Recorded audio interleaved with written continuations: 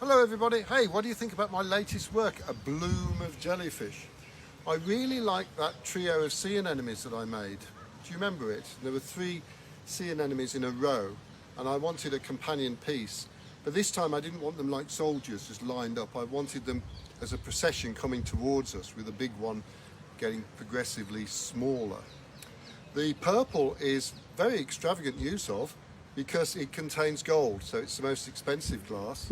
And the background is in the iridized green, so what at first looks like just green, in certain lights look, you've got pinks and purples and blues, mauves, and I think it really complements the purple jellyfish.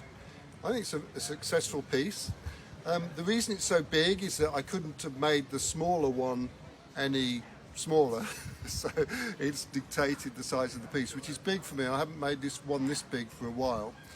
As usual, there's an accompanying verse, and this time it's indebted to Sting and the police. So see if you can spot the reference to every little thing she does is magic by the police. Here we go. A bloom of jellyfish. We are made up of tentacles, all arms and a bell. Oh, and that bit's known as an umbrella as well. We're sometimes seen as a bit of a threat, but it's always us that ends up getting wet.